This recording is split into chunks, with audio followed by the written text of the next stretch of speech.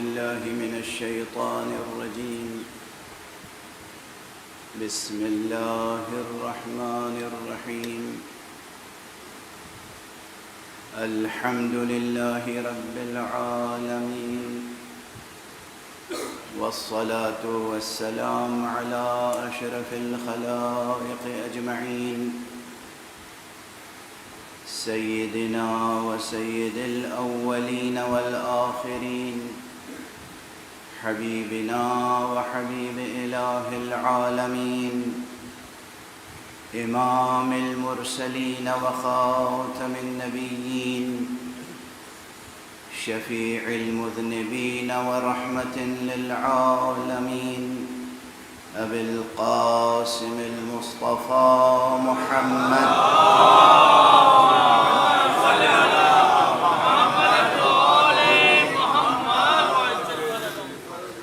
وعلى أهل بيته الطيبين الطاهرين الهداة المهديين المعصومين المظلومين، واللعنة الدائمة على أعداء الحق والدين. أما بعد، فقد قال الله تعالى عز اسمه في محكم كتابه ومتقن خطابه. بسم الله الرحمن الرحيم.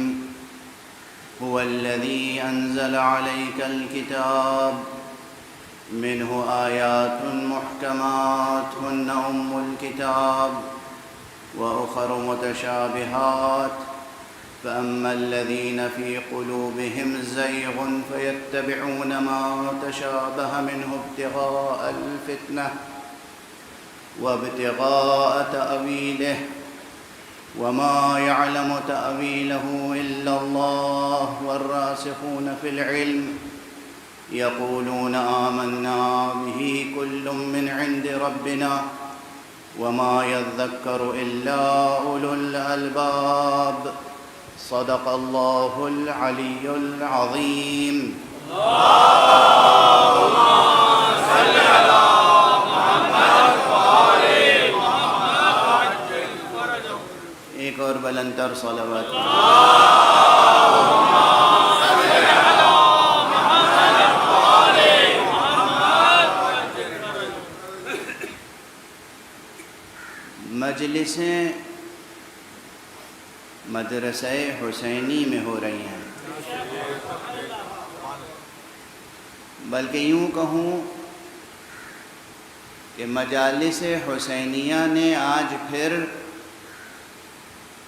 صفحہ عالم کو مدرسے میں تبدیل کر دیا.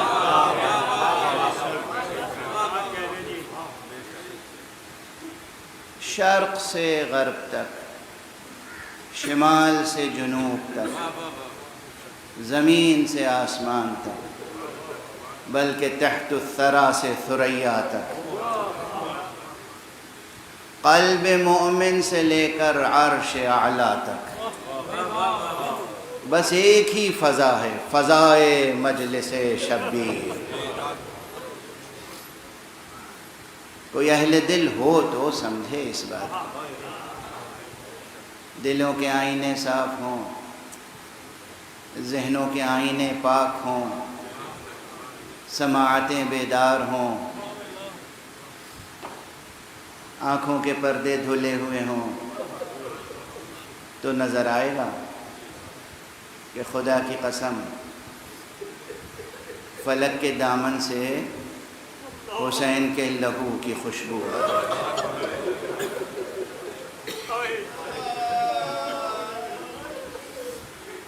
ہلال محرم نمودار ہو چکا ہے. آج محرم کی پہلی ہے. ان مجلسوں کا انعقاد اولاً و بالذات صرف اور صرف غم امام حسین کو زندہ رکھنا ہے. ان مجلسوں کا انعقاد صرف اس مقصد سے ہوتا ہے. لیکن امام حسین امام تھے، تو امام کا غم بھی زندگی کی امامت کرتا ہے۔ یہ امام کا غم ہے جو زندگی کے ہر شعبے کو منور کرتا ہے۔ یہ امام کا غم ہے جو آدمی کو انسان بناتا ہے۔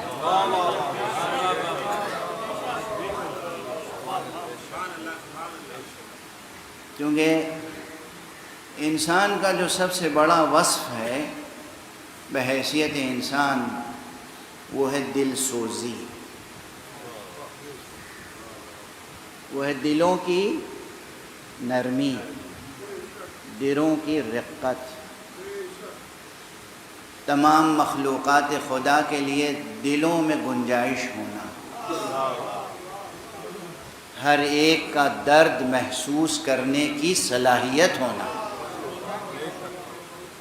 انسان صرف اپنے ہم و غم میں مبتلا نہ رہے بلکہ دوسروں کے درد و الم کو محسوس کر سکے اور اپنے ہم و غم کو بھلا کر دوسروں کے کام آ سکے۔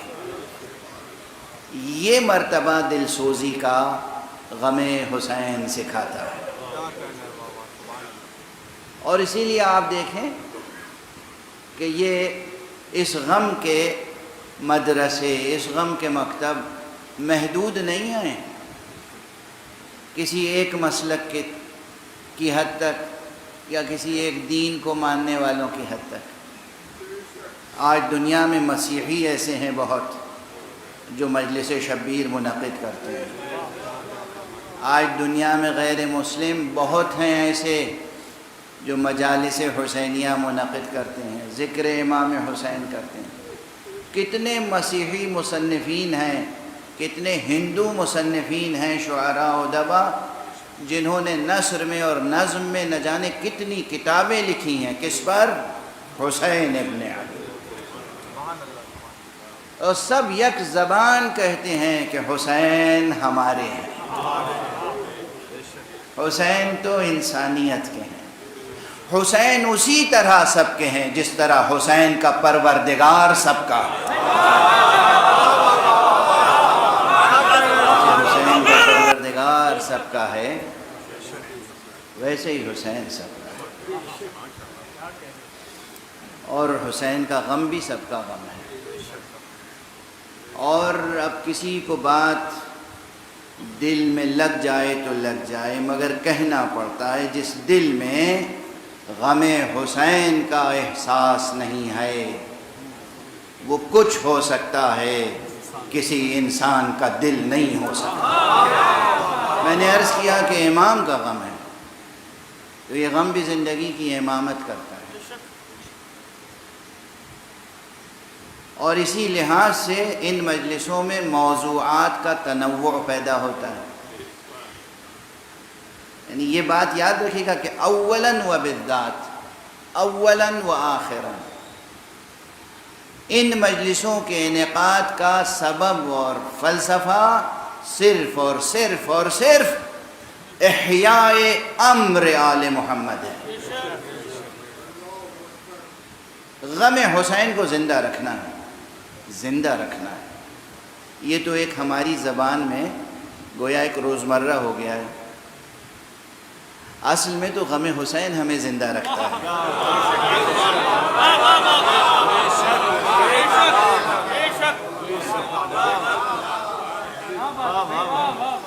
غم حسین کو زندہ رکھنے کی تاکید اگر معصومین نے کی ہے، ائمہ اہل بیت نے کی ہے، بزرگان دین نے کی ہے، اولیاء اللہ نے کی ہے، تو اسی لیے کہ یہ غم ہمیں زندہ رکھتا ہے، یہ غم ہمارے دل کو زندہ رکھتا ہے، یہ غم ہمارے ذہن کو زندہ رکھتا ہے، یہ غم ہماری روح کو زندہ رکھتا ہے۔ تو اولاً و بالذات غم حسین، لیکن امام کا غم ہے تو اس میں موضوعات کا تنوع پیدا ہوتا ہے۔ کون امام؟ جس کو پیغمبر نے پہچانوایا تھا، ایک جملہ عرض کر رہا ہوں اور یہ مکرر عرض کروں گا. تمام ملت اسلامیہ سے دست ادب جوڑ کے عرض کروں گا. اللہ کے بعد، اللہ کے کلام کے بعد اللہ کا رسول اور اللہ کے رسول کا کلام حجت ہے، اور اس کے بعد وہ حجت ہے جسے رسول حجت بنا دے.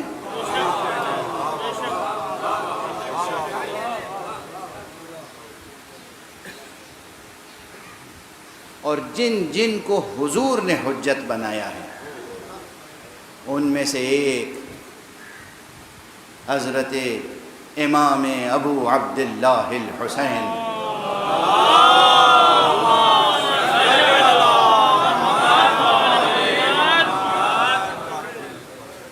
ایک نہیں نہ جانے کتنی حدیثیں ہیں. بچے ہیں حسین، بظاہر بچپن کا زمانہ ہے، مگر آغوش میں لے کر منبر پہ تشریف فرما ہوتے ہیں کون؟ حضور. اور فرماتے ہیں ھذا حسین فاعرفوہ، یہ حسین ہے، بس اس کی معرفت پیدا کر لو.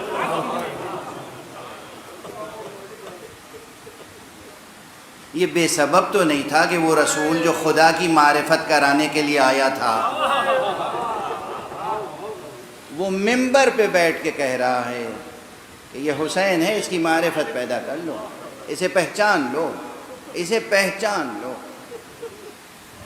یہ حسین کی ذات گرامی کو ایک حجیت عطا کرنا ہے، یا یہ ارشاد گرامی کہ الحسن والحسین سیدا شباب اہل الجنہ. کیا ہے یہ؟ ایک فقرہ امام حسن اور امام حسین دونوں اماموں کو حجیت عطا کرتا ہے. یہ بحث بجائے خود بہت طویل ہو جائے گی، انشاءاللہ پھر کسی اور منبر پہ اسے جاری رکھوں گا. لیکن اس وقت جس نقطے کی طرف آپ کی توجہ مبذول کرانی ہے وہ یہ ہے کہ جب بھی غم حسین کی بات ہوگی، جب بھی ذکر سرکار سید الشہداء علیہ الصلاۃ والسلام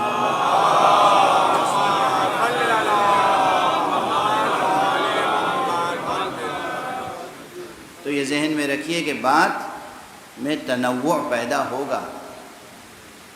اس حد تک تنوع پیدا ہوگا جس حد تک زندگی کا تنوع ہے. وجود کی ہر سطح پر حسین کی روشنی پہنچے گی. اور اسی مناسبت سے دقیق سے دقیق اور عمیق سے عمیق موضوعات منبر پہ چھڑ جاتے ہیں. اب اس مرتبہ جو موضوع میرے پیش نظر ہے بإذن الہی، وہ بعض وجوہ سے، بعض حیثیتوں سے مشکل ترین موضوعات میں سے ہے. قرآنی علوم میں، علوم تفسیر میں، علوم دین میں مشکل ترین موضوعات میں سے ایک یہ موضوع ہے جسے آج میں اس آیت کریمہ کے ضمن میں یہاں عرض کرنے کی کوشش کر رہا ہوں، اور وہ ہے موضوع متشابہات قرآن سے متعلق. لیکن عنوان گفتگو یہ ہوگا کہ امام حسین اور حقائق تأویل. امام حسین اور حقائق تأویل، یہ موضوع ذہن میں رہے. موضوع بہت وسیع ہے، یہ 9 تقریروں میں موضوع مکمل نہیں ہوگا، لیکن موضوع کے مقدمات یا بعض دلائل ضرور عرض کرنے کی کوشش کروں گا. ویسے بھی جو ہمارے پرانے سامعین ہیں وہ جانتے ہیں کہ میں موضوع شروع کرتا ہوں، ختم تو کبھی نہیں کرتا. یہ میرا اسلوب ہے، میں موضوع شروع کرتا ہوں، چھیڑتا ہوں، سوالات قائم کرتا ہوں اور گزر جاتا ہوں، تاکہ آپ ہوم ورک بھی تو کریں. یہاں پر چند جملے اور عرض کر دوں. موضوع کا تذکرہ کیا ہے ابھی صرف میں نے، مجھے اندازہ ہے سامنے یہ اتنے مائک لگے ہوئے ہیں، اتنے گویا کیمرے لگے ہوئے ہیں، اور مشرق سے مغرب تک نہ جانے کتنے ملکوں میں لوگ ان گفتگوؤں کو سماعت فرما رہے ہیں۔ تو دست ادب جوڑ کے چند گزارشات ہیں۔ دیکھیے، ضرور جدید ٹیکنالوجی نے بہت ترقی کی ہے، اور جو آج کل وسائل ہیں، بہت سے لوگ گھر بیٹھے مجلسیں سن سکتے ہیں، مگر ایسا کیجیے نہیں۔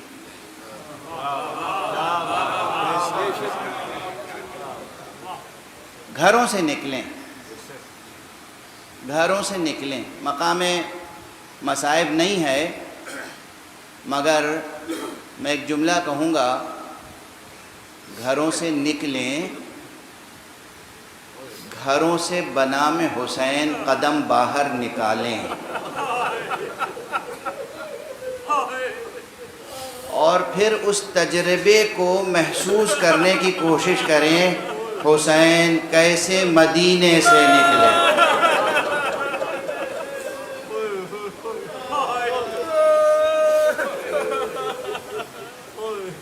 دست ادب جوڑ کے۔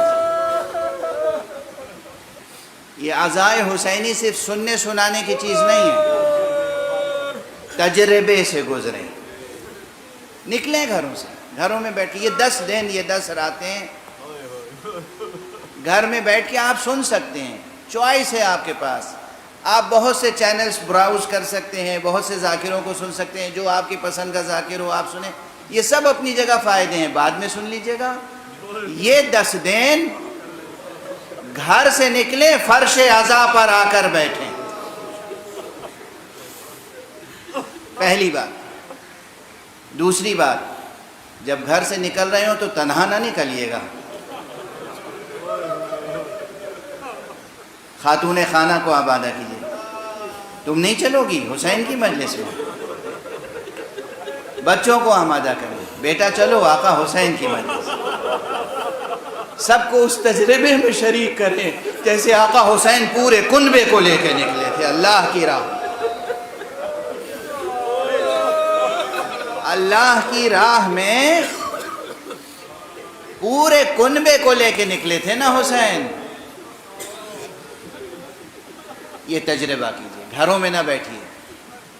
یہ 10 دن منصوبہ بندی کے ساتھ گھروں سے نکلیں، مجلسوں میں جہاں بھی ہوں آپ، امریکہ میں ہیں، کینیڈا میں ہیں، آسٹریلیا میں ہیں، چین میں ہیں، جہاں بھی ہیں، کسی ایک جگہ مجلس ہو رہی ہوگی، کسی امام بارگاہ میں، کسی مسجد میں، کسی مومن کے گھر پر، کسی ہال میں، آپ وہاں جائیں، بنام حسین شرکت کریں، دیکھیں اس تجربے سے آپ کی روح میں کیا ترقی پیدا ہوتی ہے، اور آپ کے بچوں کی کیسی تربیت ہوتی ہے۔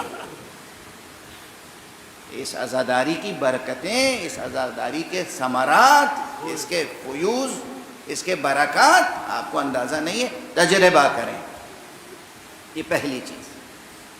اور دوسری چیز، ہاں جب آپ گھر سے نکلیں گے اور فرش عزا پہ آئیں گے تو یقیناً پھر یہ کہنے کی ضرورت نہیں ہے، لیکن التفات توجہ سے سنیں، رسماً نہ سنیں، رسماً نہ سنیں، سرسری انداز میں نہ سنیں،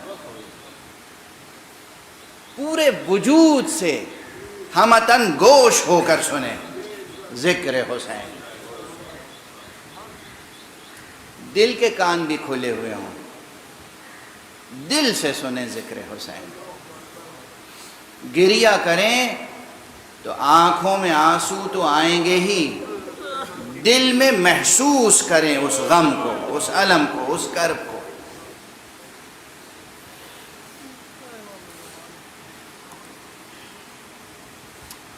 ایک انداز میں جملے زبان پر آ رہے ہیں تو کہتا چلا جاؤں، کیا محسوس کریں؟ آپ میں بہت سے بزرگ یہاں بیٹھے ہیں، آپ نے اپنے بیٹے کو، اپنے پوتے کو، اپنے نواسے کو، اپنی نواسی کو کبھی اٹھا کے سینے سے لگایا ہو، کیا ٹھنڈک ملتی ہے دل کو، کیا اطمینان ہوتا ہے، کیا ایک خاص لذت ہوتی ہے جو کسی لفظ میں ادا نہیں ہو سکتی. اور اس کے بعد اگر وہ بچہ بچھڑ جائے تو کیا کرب ہوتا ہے. بس سوچئے گا کہ رسول اللہ حسین کو کیسے سینے سے لگاتے تھے. اور جب حسین جدا ہوئے ہیں رسول سے تو رسول پہ کیا قیامت گزری. تجربہ.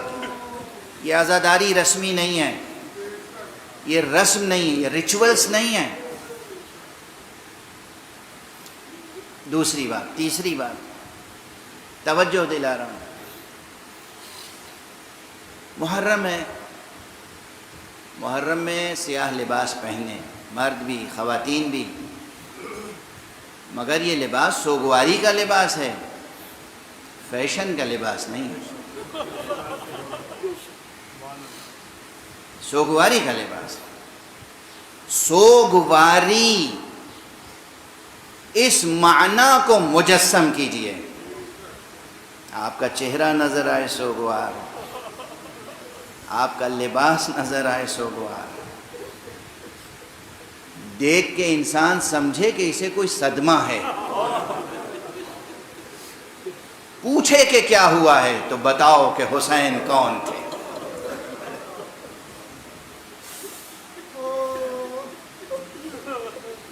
مجلسوں کے تبرک کا اہتمام کریں، خاص طور سے یہ 10 دن ضرور اہتمام کریں، مگر بس تبرک کی حد تک. اس میں بھی سوگواری کی شان ہو.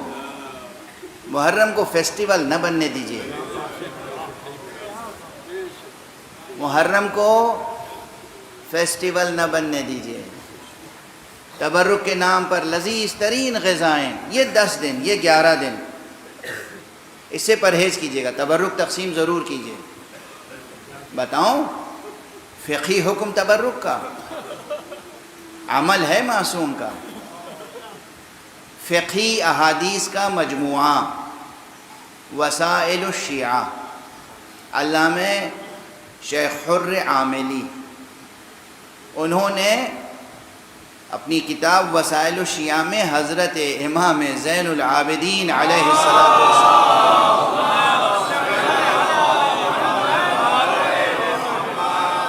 کا عمل لکھا ہے. عمل، آپ کا عمل یہ تھا کہ کربلا کے بعد سے جب اسیران اہل بیت مدینے آئے تھے تو پھر بنو ہاشم میں بطور خاص برابر مجلسیں ہی منعقد ہوتی تھیں. آقا حسین کے لیے فرش عزا بچھتا تھا، صف عزا روشن ہوتی تھی، شمع عزا فروزہ رہتی تھی، سب مجلس میں مشغول ہوتے تھے. اور جہاں جس وقت مجلس منعقد ہوتی تھی جناب امام سید سجاد اپنی طرف سے کھانا تیار کرا کے وہاں تبرک کے طور پہ تقسیم کراتے تھے. کس کا عمل ہے؟ امام سجاد. کھانا تقسیم کریں، تبرک تقسیم کریں سادگی کے ساتھ، غم اور حزن کا لحاظ رکھتے ہوئے.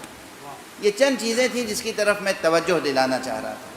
نکلیں گھروں سے تنہا نہ نکلیں، بچوں کے ساتھ نکلیں، خاتون خانہ کے ساتھ نکلیں، اور پھر دیکھیں کہ آقا حسین کی مجلسوں میں شرکت کے بعد کیا روحانی تبرک ملتا ہے،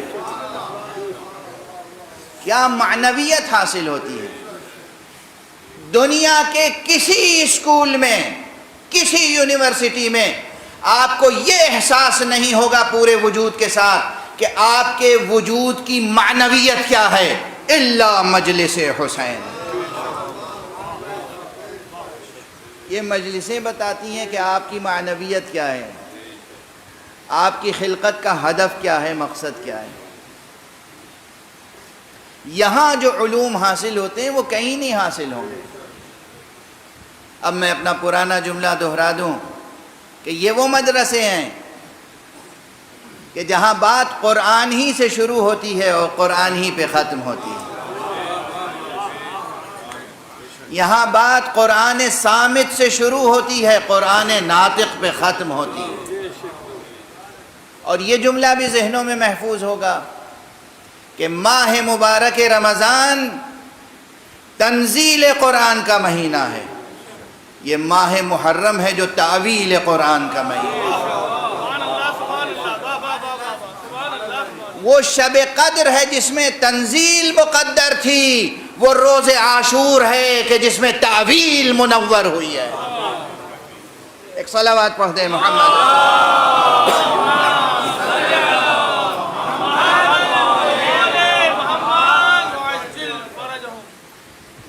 اور بس اسی مناسبت سے اس مرتبہ یہ بات ذہن میں آئی کہ گفتگو اس عنوان سے ہو، امام حسین اور حقائق تعویل۔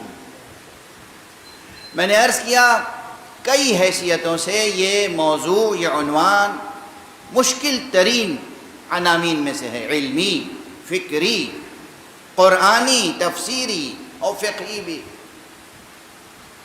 اور اس سلسلے میں تقریباً جامع ترین آیت یہ آیت ہے کہ جو سورہ مبارکہ آل عمران کی میں نے آپ حضرات کے سامنے تلاوت کرنے کی سعادت حاصل کی۔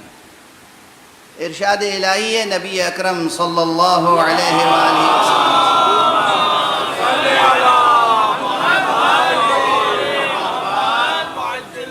ارشاد الہی ہے کہ هو الذی انزل علیک الکتاب، وہی ہے وہ پروردگار جس نے اے نبی، اے رسول، اے حبیب تجھ پر کتاب نازل کی۔ منہ آیات محکمات، اسی کتاب میں وہ آیتیں بھی ہیں جو محکم آیتیں، وَأُخَرُ مُتَشَابِهَاتِ، اور کچھ اور آیتیں ہیں کہ جو متشابہات ہیں۔ آج یہیں پہ ٹھہر جاؤں کیونکہ جو بزرگ حضرات ہیں ان کے لیے تو محکم اور متشابہ کا لفظ شاید واضح ہو، روشن ہو، جو ہمارے نوجوان ہیں، جو بچے ہیں، ان کے لیے محکم اور متشابہ یہ لفظ بھی مشکل ہوگا، اور قرآنی الفاظ ہیں، اور ایک پورا علم ہے علوم قرآن میں سے جس کو کہتے ہیں علم المحکم والمتشابہ یا علم متشابہات القرآن۔ محکم اس کا روٹ ورڈ ہے کاف میم، اسی سے حکم ہے، اسی سے حاکم ہے، اسی سے محکوم ہے، اسی سے حکمت ہے، اسے بہت سے عربی زبان میں ایک روٹ ورڈ سے پورا ایک تناور درخت لفظوں کا وجود میں آ جاتا ہے۔ اسی سے محکمات، یہاں محکمات سے مراد وہ آیتیں ہیں قرآن مجید کی جن کے معنی روشن ہیں، جن کے معنی عام ہیں اور روشن ہیں اور ہر ایک سمجھ سکتا ہے، فوراً سمجھ نہیں جاتا، سمجھ سکتا ہے۔ سمجھ سکتا ہے کہ معنی ہے کہ جب کوشش کرے گا تو سمجھ لے گا، یہ نہیں کہ بس لفظ پہ نگاہ پڑی، نظر پڑی اور سمجھ میں آ گیا، ایسا نہیں کسی سے سنی آیت اور بس سمجھ میں آ گئی، نہیں، سمجھ سکتا ہے، ہر شخص سمجھ سکتا ہے۔ یہ سکت جو ہے نا، سکتا ہے، اس میں بڑی استعداد چاہیے، اس میں بھی صلاحیتیں چاہیے، استعداد چاہیے، آمادگی چاہیے، توجہ چاہیے، عشق چاہیے، عشق تو ہر جگہ درکار ہے۔ خدا کی محبت نہیں ہوگی، رسول خدا سے عشق نہیں ہوگا، آل رسول کی قدر شناسی نہیں ہوگی، قرآن کبھی سمجھ میں نہیں آ سکتا، اس لیے کہ قرآن آپ کو منہ ہی نہیں لگائے گا۔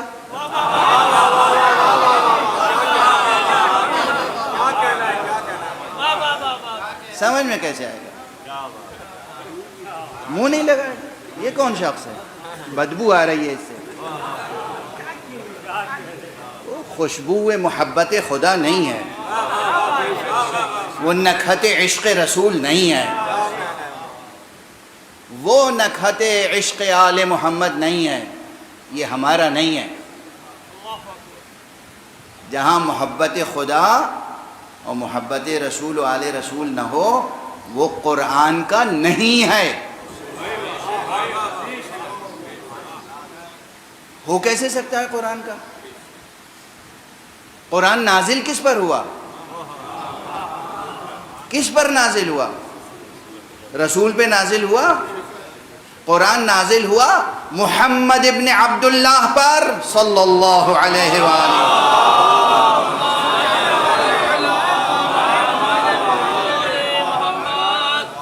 اور قرآن کہاں نازل ہوا، کس پر نازل ہوا، یہ آپ نے بتا دیا. کہاں نازل ہوا؟ قرآن کے نازل ہونے کا سلسلہ کعبے سے نہیں شروع ہوا، خانہ ابو طالب سے شروع ہوا ہے. خانہ ابو طالب سے غار حرا تک، اور غار حرا سے خانہ ابو طالب تک. میں اپنے خطیبانہ انداز میں کہوں، حاجی جاتا ہے تو صفا و مروہ سے تک، مروہ سے صفا تک سعی کرتا ہے.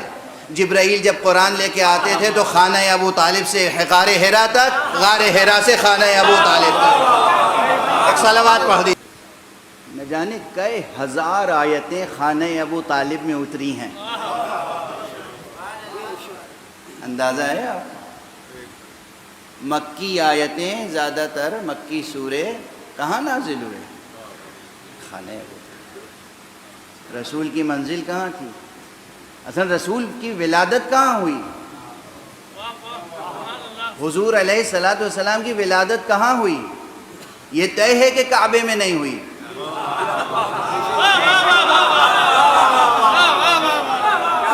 کوئی ایک ضعیف سے ضعیف قول بھی نہیں ہے کہ کعبے میں ولادت پیغمبر ہے. پھر کہاں ہے؟ مجھے یاد آ گیا بے اختیار، اسی منبر سے شاید 15-16 برس پہلے کہہ چکا ہوں، اور وہ یہ ہے کہ حضور کی ولادت کعبے میں نہیں ہوئی. راز کیا ہے؟ سبب کیا ہے؟ اس فقیر کی سمجھ میں جو بات آتی ہے وہ یہ کہ حضور کی حیثیت کیا ہے؟ اس کائنات کے سب سے بڑے معلم توحید ہیں مصطفیٰ. یہ حضور کی شایان شان نہیں تھا کہ وہ ایسی جگہ پیدا ہوں جہاں پہلے سے 360 بت رکھے ہوئے ہوں. چشم مشیت نے مکے پہ نظر ڈالی، کہیں وہ گھر مل جائے جہاں کوئی بت نہ نظر آئے.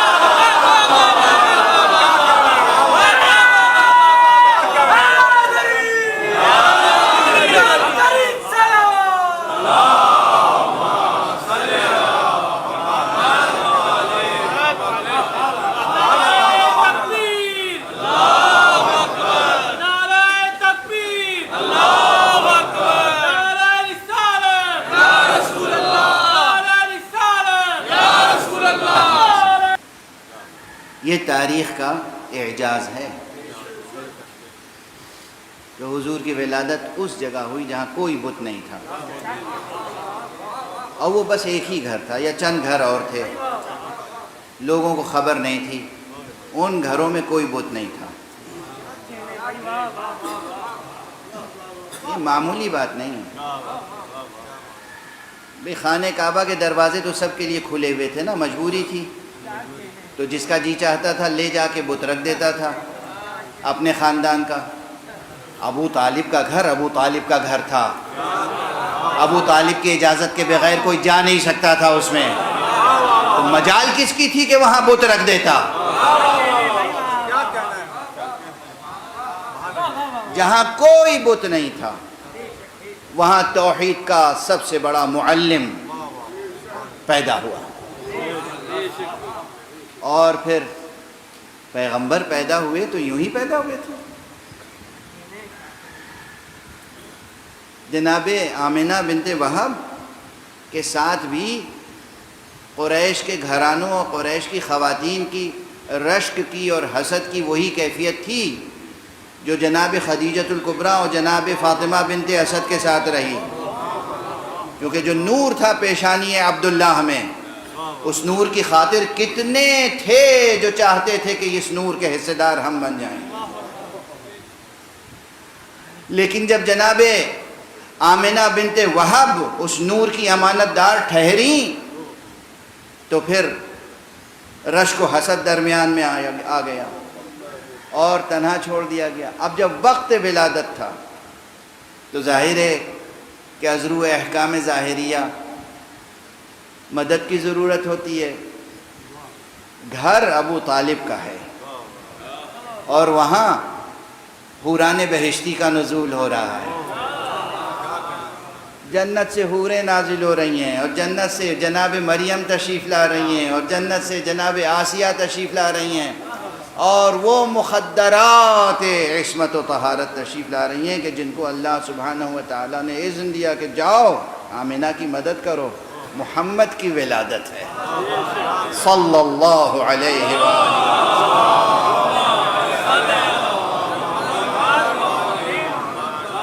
اس گھر کی کیا شان ہوگی. اب میں ظاہر چھوٹی چھوٹی باتیں چھوٹی چھوٹی مثالیں بھی دینی پڑتی ہیں نا بچوں کے لیے.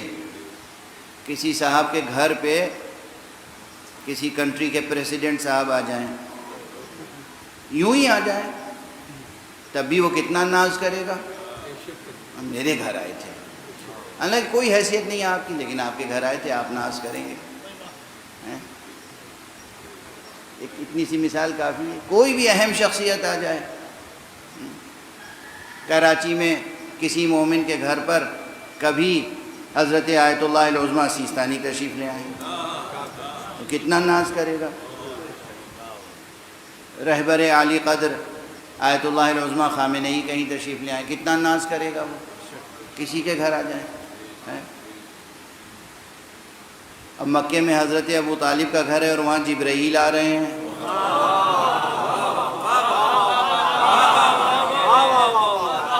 قرآن نازل ہو رہا ہے, مصطفیٰ صلی اللہ علیہ وآلہ وسلم کی ولادت ہو رہی ہے. اور ایسے واقعات اتفاقی نہیں ہوتے. اور یہ تو میں نے مثال عرض کر دی کہ کسی کے گھر آ جائیں. سیستانی صاحب آئیں گے تو کسی کے گھر آ جائیں گے, جس کے گھر آئیں گے اس کے گھر آئیں گے, کسی کے گھر تو نہیں آئیں گے نا. پریسیڈنٹ صاحب کہیں جائیں گے تو یوں ہی تو نہیں چلے جائیں گے, کوئی نہ کوئی اہمیت ہوگی اس صاحب خانہ کی بھی.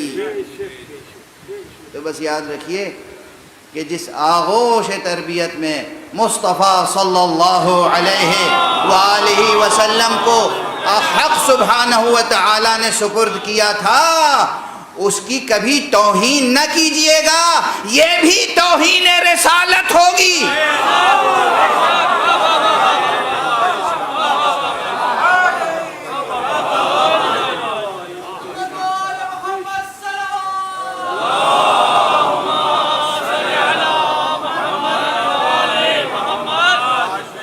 اپنے اپنے دلوں کو روشن کیجئے اور غلط تاریخیں پڑھ کر اپنے دلوں میں کفار قریش کے کینوں کو نہ پالیے.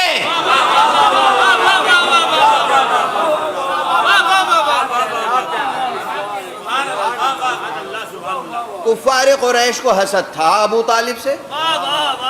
کفار قریش ابو طالب کے دشمن تھے. کیوں؟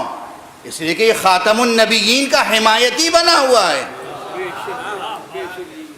کفار قریش کو ابو طالب سے کیا شکایت تھی؟ سب حضرت ابو طالب کو سید بطحا کہتے تھے, سید و سردار مانتے تھے, سید و سردار مانتے تھے.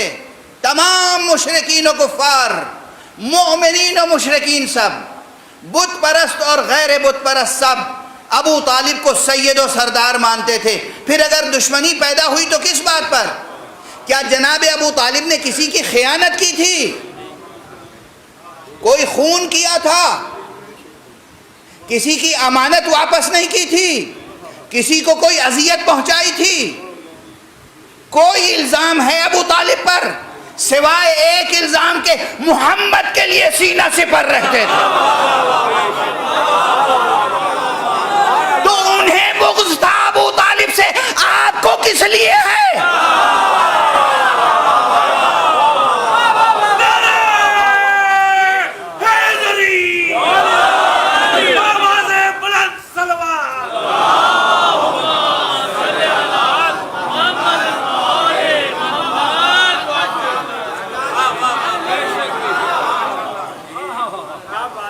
خبردار کوئی ایسی بات نہ کیجیے گا جس سے رسول کو کہیں اذیت پہنچے, اور کوئی ایسی بات نہ ہو جس سے توہین رسالت لازم آئے.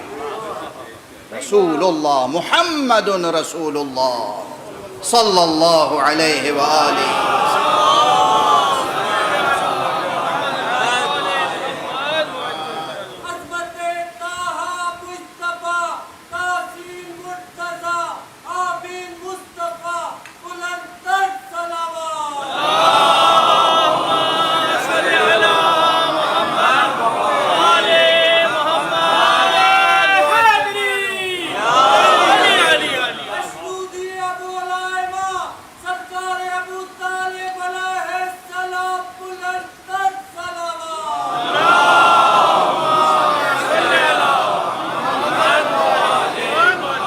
جزاکم اللہ۔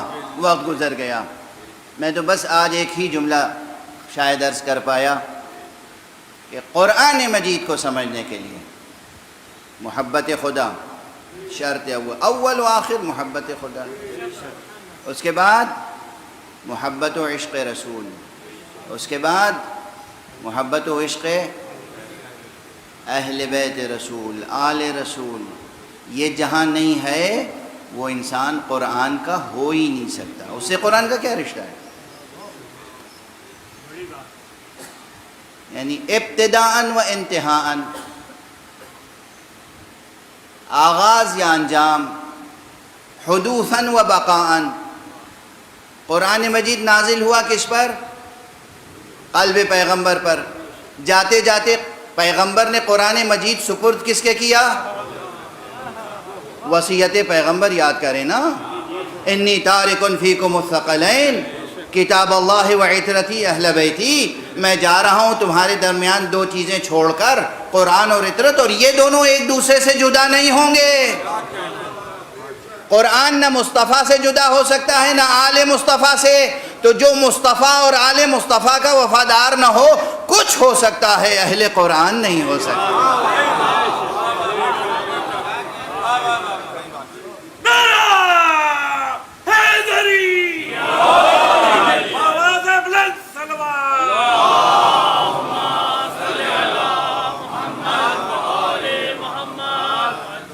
اگر اہل قرآن ہونا ہے تو سب سے پہلے قرآن کہاں سے ملے گا؟ پریس سے، بک شاپ سے، لائبریری سے میں مبتلا ہیں، نالج نہیں ہے آپ کو، ایلوژن آف نالج ہے، فریب آگہی میں مبتلا ہیں یا ابلہی میں مبتلا ہیں۔ قرآن ملے گا تو سرکار رسالت مآب صلی اللہ علیہ وآلہ وسلم۔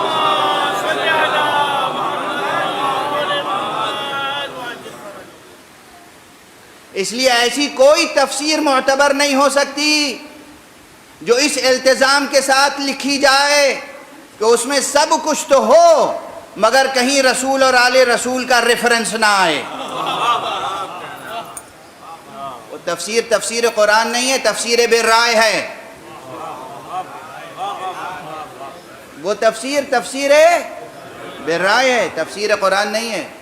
تفسیر قرآن وہی ہوگی جس میں رسول کا بار بار تذکرہ ہو۔ اور اب پھر ایک جملہ عرض کر دوں، یہ جملہ ضرور ماضی میں بھی عرض کر چکا ہوں متعدد بار، اور مستقبل میں بھی عرض کرتا رہوں گا ہمیشہ، کہ قرآن مجید اللہ سبحانہ و تعالیٰ نے ایسی صنعت میں نازل کیا ہے۔ یہ صنعت یہ ادبی اصطلاح کے طور پر بھی استعمال کر رہا ہوں، بلکہ زیادہ غالب جنبہ وہی ہے۔ علوم بلاغت میں، فنون بلاغت میں ایک علم ہے، علم بدیع، جس میں صنائع اور بدائع سے بحث ہوتی ہے، یعنی آپ اپنے کلام کو کس طریقے سے سجا کر پیش کریں کہ زیادہ سے زیادہ مؤثر ہو جائے۔ یہ جملہ یاد رکھیے گا۔ کلام سجاتا کیوں ہے انسان؟ تاکہ سامع اسے پوری جاذبیت سے قبول کرے۔ اپنی تقریر کو، تحریر کو، شاعری کو، نثر کو انسان کیوں سجاتا ہے؟ تاکہ پڑھنے والا، سننے والا جذب ہو جائے اس میں۔ تو اللہ سبحانہ و تعالی نے قرآن کو نازل کیا ہے ایسی صنعت میں کہ متن قرآن سیرت مصطفیٰ سے جدا ہو نہیں سکتا۔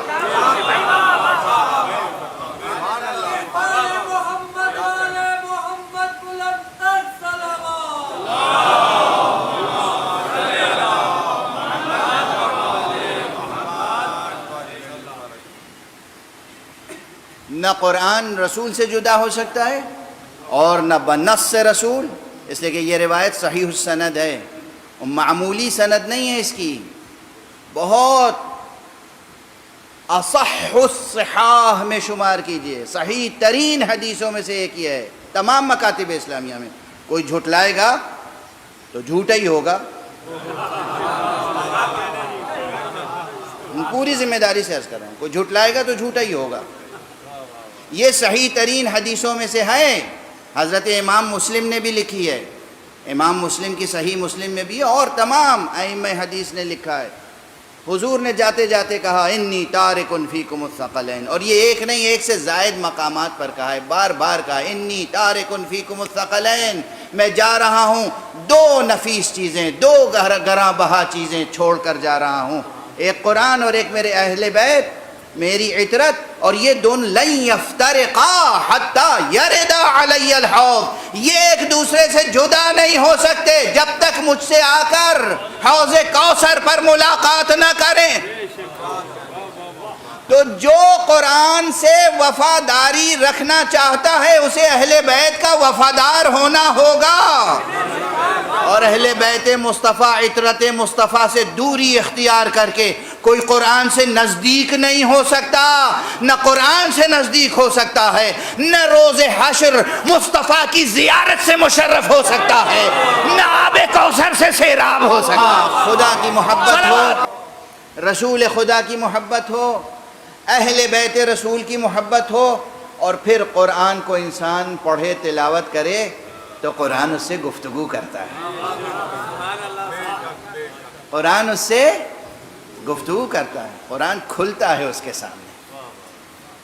جیسے صبح کے وقت آپ چمن میں جائیں، کوئی بند کلی ہو، اور اس کے بعد اسی وقت نسیم سحر، نسیم صبح اس پر سے گزرے، اور وہ کلی چٹک کے پھر کھل کے گلاب بن جائے، تو جب آپ محبت خدا کی شمیم کے ساتھ، جب عشق رسول کی نسیم کے ساتھ، جب محبت اہل بیت کی نکہت کے ساتھ جب جزدان سے قرآن نکالیں گے تو وہ اسی طرح کھل جائے گا آپ کے سامنے، اور اس کی خوشبو مشام جاں کو معطر کرے گی، اس کے انوار، اس کے معانی، اس کا رنگ، اس کی نکہت سب آپ کے وجود میں جذب ہو جائے گی۔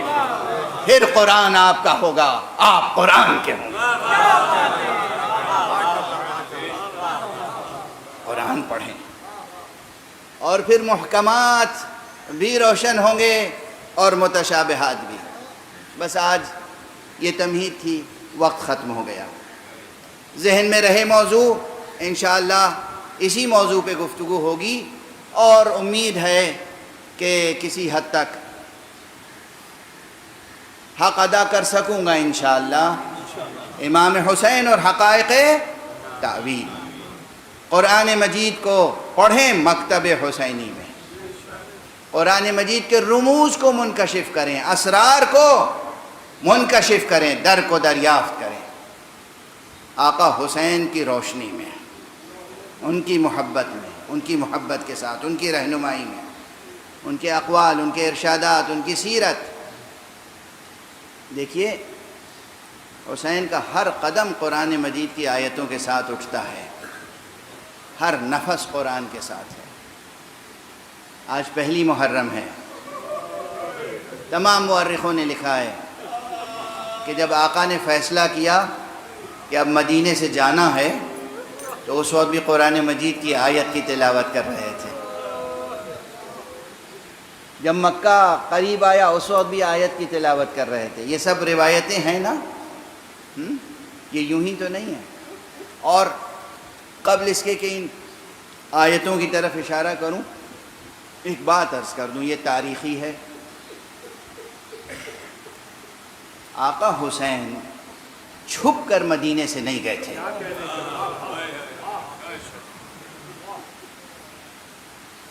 کسی ایسے راستے سے نہیں گئے تھے جو شاہراہ عام سے ہٹ کر ہو۔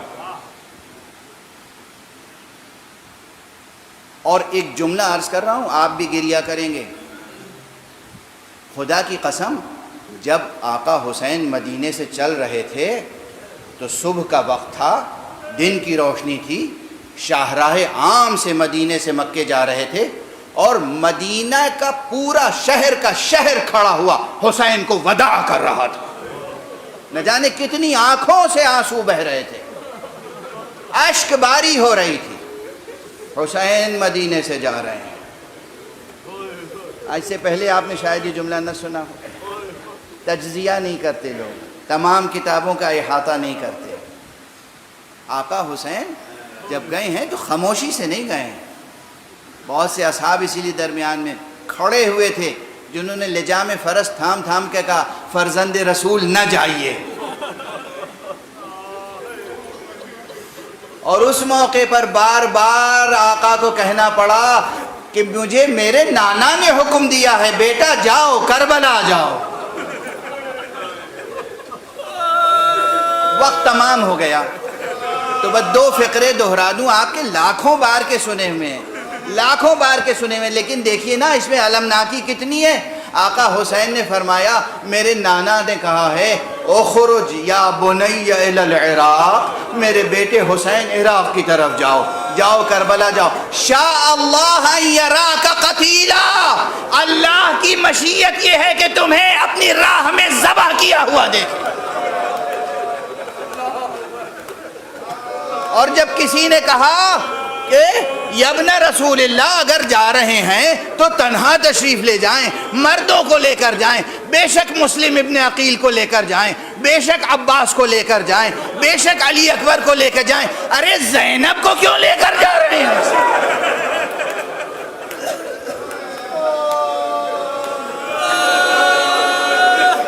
یہ نبی زادیوں کو ساتھ میں کیوں لے جا رہے ہیں؟ ایک ہی جملہ تھا شاء اللہ ان یراہن الصبایا. ارے اللہ کی مشیت یہ ہے کہ یہ اسیر ہوں، یہ اسیر ہوں گی تو دین آزاد ہوگا، یہ سربرہنہ ہوں گی تو دین کا پرچم بلند ہوگا.